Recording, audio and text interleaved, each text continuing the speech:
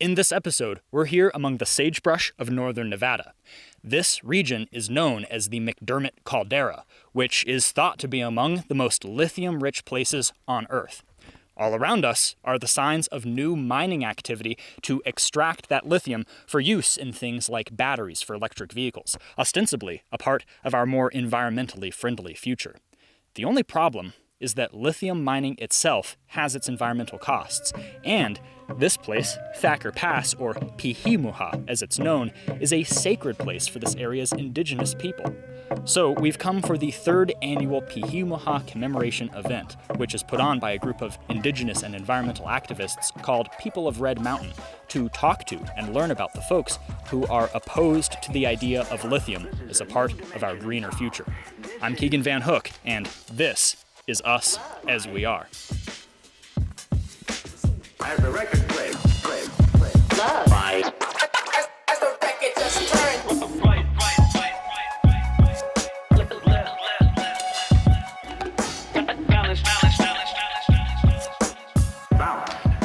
The event at Thacker Pass took the form of a campout, a sort of small-scale environmentalist festival, with conversations, presentations, and a potluck lunch by day, and more conversation around the campfire at night. We were in the shadow of this prominent rock overlooking a big empty basin showing the early signs of new industrial activity. Our surroundings were, for the most part, a mystery to us. There was a lot to learn about where we stood. So I want to welcome everyone. We're here for the third commemoration of the Peehee Mu'huh massacres, 1865, September 12th. I just want to thank everyone for showing up in person, for being here. This year, we are witnessing the infliction, the wound on the land. My name is Kaila Farrell Smith. I'm a Klamath Modoc tribal member, and I'm a professional artist, and I've been also doing environmental activist work for almost 20 years.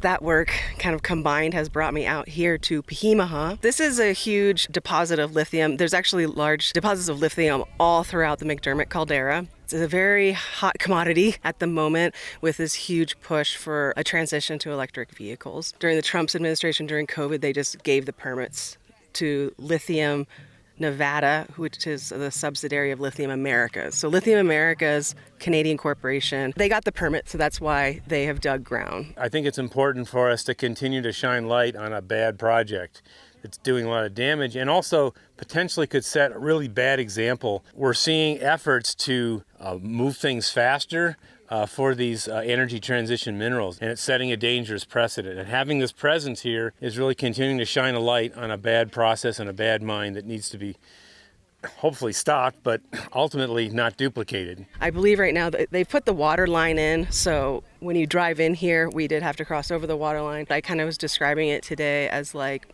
an incision, like the wound has begun. Looks like they're beginning to lay out their area for what's called the tailings facility. We're looking at a year or two of construction before they'll actually, and probably won't actually producing lithium for another 3 years. My name's Day Hinkey. I'm a community member of People of Red Mountain, one of the members. Straight ahead of us is it's called Peehee Mu'huh. That name was given to this place when there was an intertribal war between Pit River Paiute and the people here. My name is Myron Smart, and I'm from the Port McDermitt tribe. Peehee Mu'huh means like rotten moon if you translate it into English. It was like a full moon, and it was one of those, I guess nowadays the white man, they call it like the blue moon, and that's the purpose why this place is called Peehee Mu'huh. The men went over that mountain range to hunt for buffalo. And when they came back, they found their families massacred and the bodies decomposing and rotting up there. And that was a name given to this place back then. And then there's another massacre here in 1865. This is where we hid from the cavalry when the cavalry came after us, when the cavalry chased us. And then when they saw us from clear across the mountain from the other side, and then they came out here and they massacred everybody, women and children, old people, everybody. What happened? Why did they commit such an atrocity? One of the ranchers called out to Winnemucca and said, hey, these Indians are being hostile out here. And which is they were not even doing that. They were just trying to beg them for food because, that certain year is when we had a really tough winter. I mean, the snow was really deep, and then they came to here because this is one of their getaway places because of the peak here. It was like a lookout for them. And what happened was when the cavalry, followed them, when they came behind them, and then they seen the fire over here, like campfires, they called it like a war party. And then they came here, wee hours in the morning while everybody was asleep. And then they came and, attacked and massacred everybody here. They decided it was a good time to come and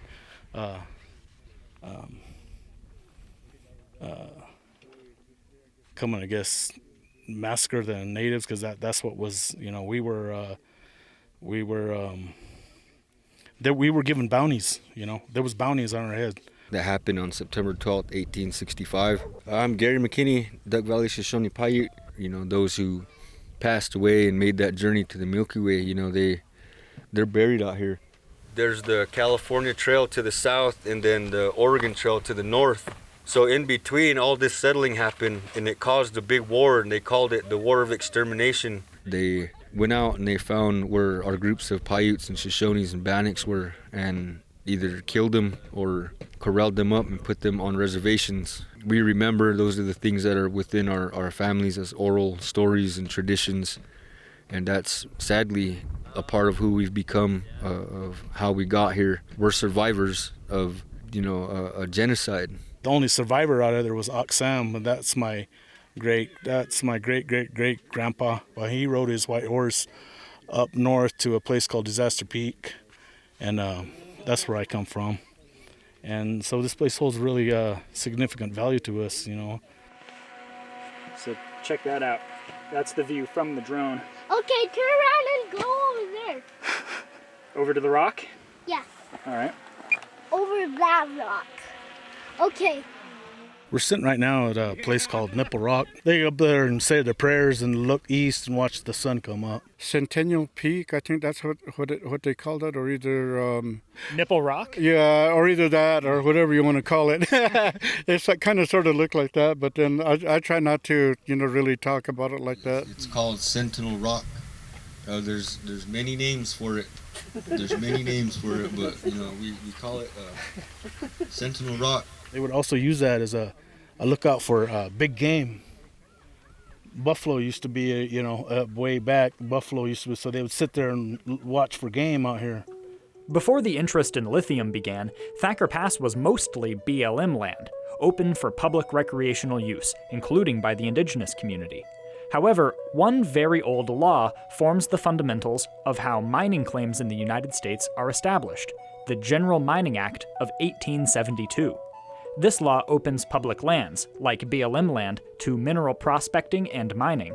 Anyone can stake a claim if they pay the appropriate fees, file the right paperwork, and respect current regulation in their state, doing things like holding public comment periods before starting mining in earnest.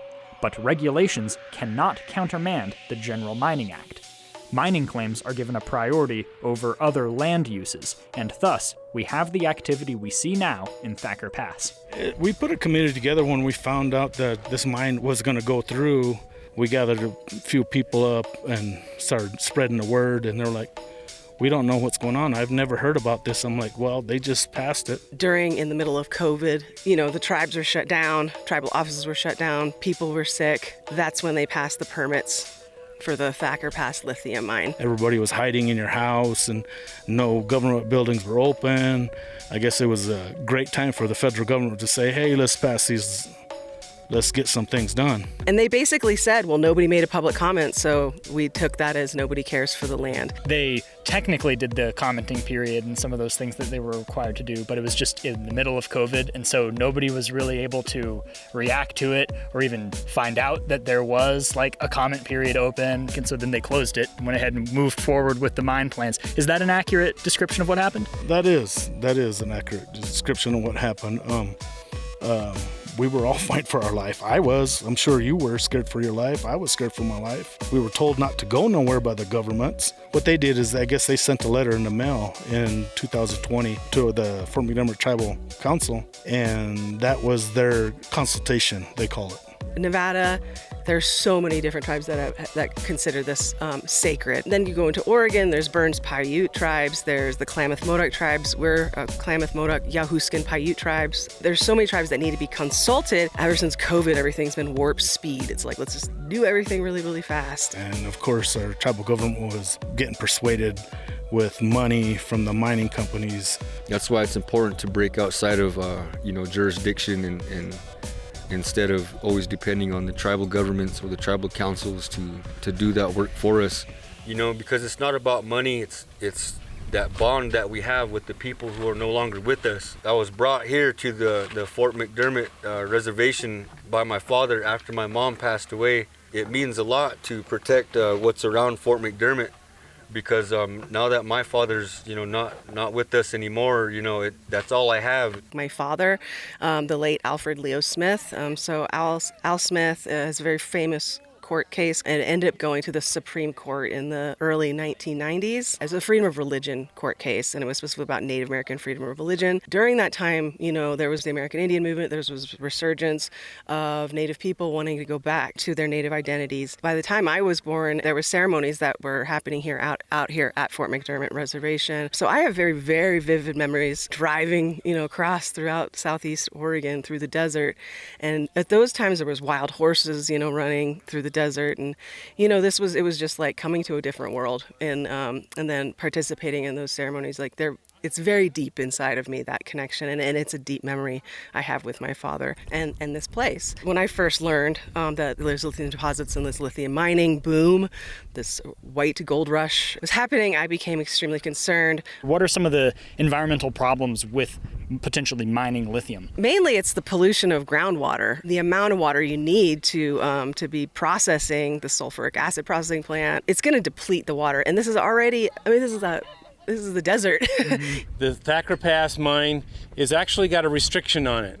It's imposed by the state of Nevada.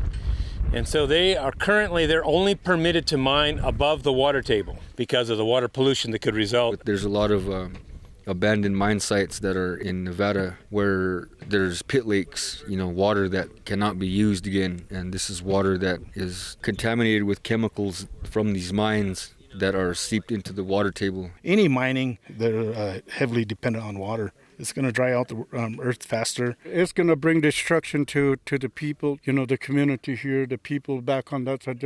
There's another little valley, like right over the hill. It's called King River Valley. There's nothing but farms, and there's a few ranches through there, and it's all going to, dry. It's just going to dry everything up. And then, we have antelopes and deers and rabbits and the sage grouse, they migrate, through there. And, now look what they're doing. They're destroying everything. So, my name is Sean Grasso. I'm a documentary filmmaker making a documentary about the ecosystem here and the community, and also the potential for renewable energy out here. And so I found out about the story of the sage grouse out here, just how their populations are declining, and there's all these different factors to that. But a big thing was the potential lithium mine, and there's this really interesting question there where we have the potential for renewable energy, right, and domestic sources of renewable energy. But you also have this great ecosystem and community disruption. We want to transition off of fossil fuels. That seems like a great idea, but are we really looking at the cost? What's the response to the idea that we can convert to electric cars and other types of renewable energy generation technology using lithium mined out of places like this? There are narratives that are pushed, and there's agendas, and it's political. Green New Deal, Build Back Better, that's what I'm hearing the politicians say today. You can see how industry infiltrates into these bills. So I think that's happening right now with the selling of electric vehicles. You get people like Elon Musk saying things like, electric cars are going to be part of the new eco-friendly green future. They're zero emissions. Well, that's totally false. Those guys are illusionists, or magicians. The way that cars are now, with gasoline and things like that, it's the emissions are under the hood and they come out through your tailpipe. At the time you're driving your EV car is not burning CO2, well, it pre-burned it. with all this mining system. I mean, we're talking about this like footprint, this carbon footprint. It's massive for these mines. I mean, definitely burning fossil fuels isn't good, but we're being polluted, I guess, at such a level that I don't know if we need to change the conversation around just like, can we talk about pollution in a truthful way rather than around agendas of like, let's freak everybody out because the Earth's going to burn down in 10 years. I mean, people were saying that 10 years ago. We're still here. You know what I mean? So it just, there's fear-mongering around that, so I have questions about that. The whole system has to change to address climate change. I believe having community gardens in every neighborhood would be a really big dent in our climate change. You got less plastics, less CO2 going in the air. People are eating healthier. People are walking. I think cities need to forget about sprawling outwards. Maybe they need to go upwards and maybe bike. There doesn't seem to be, a clear answer when you look at it from a macro perspective. When I spend time with the community here, or I spend time with the wildlife, the answer seems clear, right? It seems like this place should be protected. But then when you look at the current state of climate change and some of the dramatic things we're seeing, I think there's just an urgency there, right? As just a person and not a filmmaker, I start to think like, well, what can be done about it, right? I'm kind of like, I'm not ready to like give you like, oh, here's the solution, but I'm just like, this is not it. Digging will progress from west to east and will be concurrently backfilled with the non-lithium containing sand and gravel. The maximum pit depth will be less than 400 feet, shallow compared to a typical open pit mine in Nevada. When completed, the site will be reclaimed and able to be used in the same manner it is today. The entire area will be ultimately returned to its natural state using sagebrush and other native plants. They're never gonna make things how the way they always say, oh, we'll fix this up, it won't look anyway, we won't leave a scar. There's a mine like right back over this way called Caldera mine. To this day there's like big old mine shaft that's still there. Because the corporations, they just leave when they're done. They're not cleaning anything up. They write in their whatever statements that they'll do some mitigation, but it's trashed. The land's trashed. Ancient sagebrush is gone. The sage grouse are not going to return. It's a very fragile ecosystem. It should be preserved and kept for, the elk and the 12 golden eagles that nest out here, flora, fauna, the plant life, which is their medicines,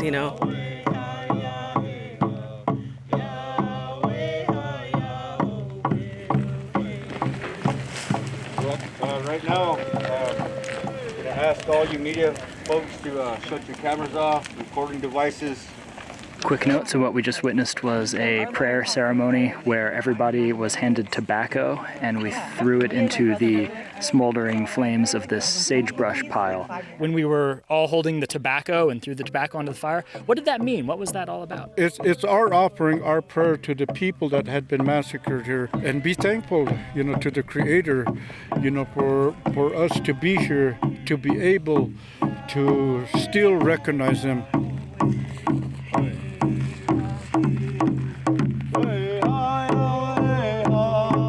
We're here before reservations, before mining. We've been here since time immemorial. The Paiute and Shoshone and the Bannocks. We were at one time one people. We come from on the other side of the Santa Rosa Range. This is the Santa Rosa Range right here. Most of our people was driven up that way towards Fort Simcoe, and then there's another place out this way called Fort Bidwell. Some of the people were taken that way. Our children, like little kids, they started to ship them off to these boarding schools. And that's where they told them not to speak their language, not to do their prayer, not to do their singing, not to do anything. And then they pounded all of this Bible onto the native people. They said, this is it, there's no other way. Like our culture started to fade away between then and now. And then seems like even our language the same way. Myself, I was brought up like a prayerful person, a peaceful person. And I was always told by my parents and my grandparents, he said, don't forget. He says, pray for your earth, pray for our Mother Earth. He says, whenever you get a chance, he said, acknowledge her. I always like to say, let's talk about the dreams and not the nightmares, where we rebuild this hoop, in a good way, you know, because it involves all of us and our children and those who come after us. Now, you live out here in this area, right? Yeah, I'm originally from here, yes sir. Fort McDermitt, Paiute Shoshone Reservation. It's about 20 miles that way, way the crow flies. What's life like there today? Simple, slow and simple. This is what you make of it. If you want to lay on the couch all day, well, you're going to lay on the couch all day. Some of us still do traditional ways and some of us don't. There are people like myself and there's a few others that are here that still sits down and prays like on our Mother Earth. I guess you can say that that's part of our culture. I still follow my traditional ways like how the way my grandma taught me and, you know, my parents, you know, they've always found it. Never forget, you know, where you get up every morning. Yeah, some people live the modern lifestyle. Right. Lazy style, you know, everything handed to you. I don't do that. Mm-hmm. So I try to, because I believe one day my kids, not me, but my kids are going to see a day that's coming that they need to live off this earth. So I want to have them prepared. I don't know it all, but what I know is I try to teach them. People think this is just a nowhere, and that this is and they call it a sacrifice zone, and you know, these are the people that they want to sacrifice.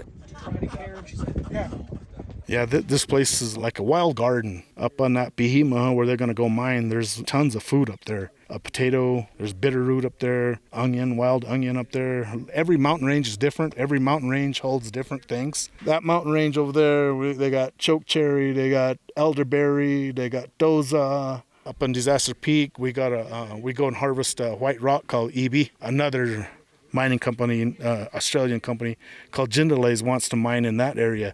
And that place is really significant to us because that holds our first medicines in that area. And that's the only place that we can get it. And so we got people come from hundreds of miles to come and harvest that. How are we going to, you know, show that we utilize the land so they can't ever say, oh, you guys aren't important. You guys don't do anything. We are utilizing the land. We know why. We have to get back on the land to get land back. Wow, it's kind of a cave, isn't it? Oh wow, that goes back there. Wow. Are they over here? Basically, there is a spotlight on the caldera. We know that. They're looking for the minerals, and they're gonna say that they can mine their way out of climate change, but we just know that it's a finite resource and you can't do that, right? The Jindalee project that they were talking about, that's an Australian company that is looking at the northern side of the caldera, which just happens to be on the headwaters of the McDermitt Creek, right? So we're really concerned about that. There are actually 5 companies exploring in the caldera, 5 different transnational companies. This one patch in the middle, that's the only place not claimed right now, and that's really scary because that means that there's more lands being looked at for mining than there is lands being left alone. They fast-tracked Thacker Pass, and now these other mines want to continue to build off of that. There is a proposed national monument just over this landscape right here. They're calling it the Owyhee Canyonlands National Monument. And a national monument, you know, essentially is a place that can be designated to protect the resources of that place. It can be ecological resources, it can be cultural resources, it can be historical resources. Now, why is that important? Because national monuments are one of the only tools we have to have a mineral withdrawal. And a mineral withdrawal means the lands can no longer be looked at for mineral extraction. They're protected. Check this spider out. Yeah. Whoa.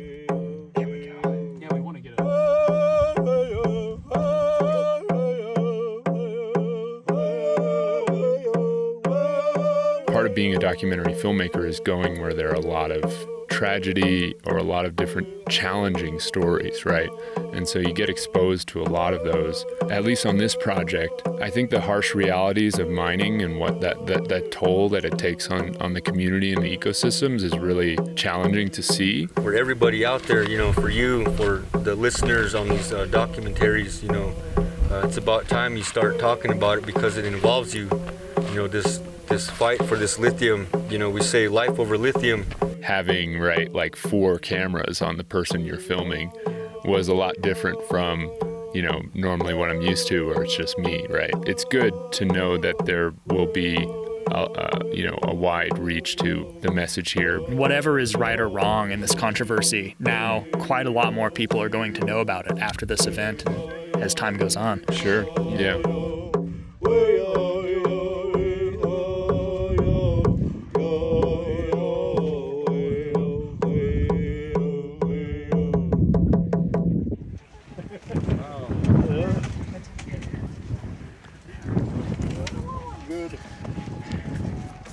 What did we just listen to?